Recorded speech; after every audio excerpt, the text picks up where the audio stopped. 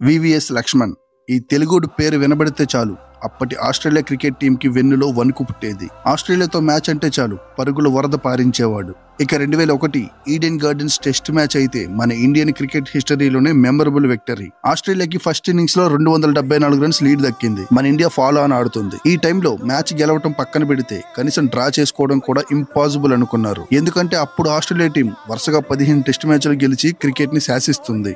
కానీ ఆ రోజు లక్ష్మణ్ ఆడిన ఆ ఇన్నింగ్స్ ఇండియాలో క్రికెట్ బతికున్నంత వరకు గుర్తుంటుంది. సెకండ్ ఇన్నింగ్స్ లో 281 రన్స్ కొట్టి ఆస్ట్రేలియా బౌలర్స్ కి చుక్కలు చూపించాడు. ద్రావిడ్ తో కలిసి 2 రోజులు పటిష్టమైన ఆస్ట్రేలియా బౌలర్స్ ని ఎదుర్కొన్నాడు. ఒక పక్క ఎండ, మరో పక్క ఉక్కపోత, డీహైడ్రేట్ అయిపోతున్న గంటల తరబడి బ్యాటింగ్ చేస్తూ ఒక్కొక్క రన్ను యాడ్ చేసుకుంటూ టీమ్ స్కోర్ 657 రన్స్ చేశారు. ఇండియా 171 రన్స్ తేడాతో విజయం సాధించారు. నిజంగా లక్ష్మణ్ మన తెలుగు ప్లేయర్ అయినందుకు మనం ప్రౌడ్ గా ఫీల్ అవ్వాలి. లక్ష్మణ్ బ్యాటింగ్ నచ్చిన వాళ్ళు వివిఎస్ అని కామెంట్ చేయండి.